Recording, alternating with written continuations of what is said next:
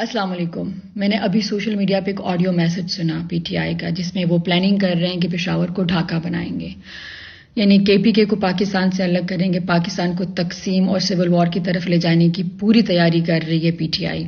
اور اس کو سپورٹ کرنے کے لیے یہودی لوگ بھی فل سپورٹ میں نکلی ہے، برطانیہ سے بھی، امریکہ سے بھی، یورپ سے، اسرائیل سے، اور انڈیا تو ہے ان کے سپورٹ میں، کیونکہ انڈیا تو ہر اس شخص کو سپورٹ کرے گا جو پاکستان کو صفحہ ہستی سے مٹانا چاہتا ہے.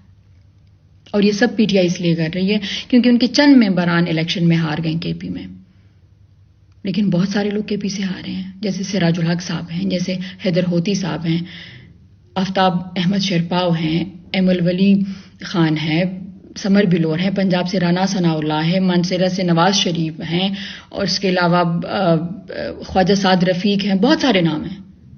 لیکن ان میں سے کوئی بھی نہیں نکلا کہ ہم پاکستان کو تقسیم کریں گے، پاکستان کو آگ لگانا، پاکستان کو ڈیمیج کرنا، دشمن ایجنڈے کو آگے بڑھانا، یہ کسی نے نہیں کیا.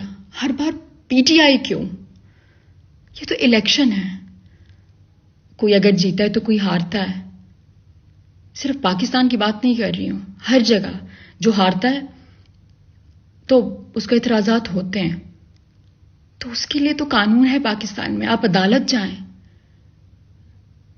لیکن اس طرح کوئی نہیں کرتا کہ ذرا سا موقع ملا اور پاکستان کو تقسیم کرنے، اس کو الگ کرنے، سول وار کی طرف لے کے جائیں.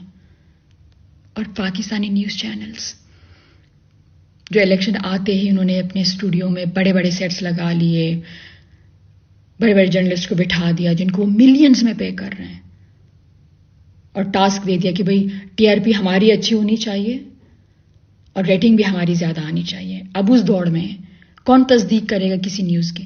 بس دڑا دڑ وہ بولے جا رہے ہیں، اسٹیٹمنٹ دیے جا رہے ہیں، اور عوام اس کو سن رہی اور دیکھ رہی ہے. 5% رزلٹ پہ وہ لوگوں کو جتا بھی رہے ہیں اور ہرا بھی رہے ہیں.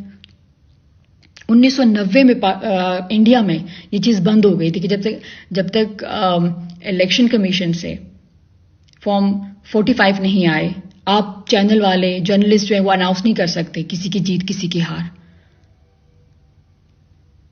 اور وہ نیوز چینل جو بارہا باہر کی ممالک کی عدالتوں کو ملینز اور بلینز جرمانے ادا کر چکا ہے غلط بے بنیاد نیوز دینے کے اوپر، ایک پاکستانی کی حیثیت سے آپ لوگ یہ سوچیں کہ کہیں دوسری سیاسی پارٹی سے نفرت میں آپ جانے انجانے کسی ایسی سیاسی پارٹی کو، کسی ایسی شخصیت کو سپورٹ تو نہیں کر رہے جو آپ کے ملک پاکستان کو صفحہ ہستی سے مٹانا چاہتے ہیں. مت کریں ایسا. آپ لوگوں کے پاس ملک ہے اس لیے قدر نہیں ہے. انسان کی فطرت ہے. دیکھیں آپ کے پاس جو بھی چیز آپ کے پاس ابھی ہے اس کی قدر نہیں ہوگی جب تک وہ چلی نہیں جاتی آپ کے ہاتھ سے. مجھے واقعی سمجھ میں نہیں آتا کہ آپ لوگوں کو کیسے سمجھاؤں، کیونکہ وطن کوئی چیز نہیں ہے. وطن ہاتھوں سے چلا گیا تو واپس نہیں آئے گا.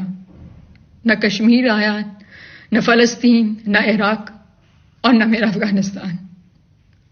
قدر کریں اپنی وطن کی پلیز، خدا کے لیے، خدا کے لیے.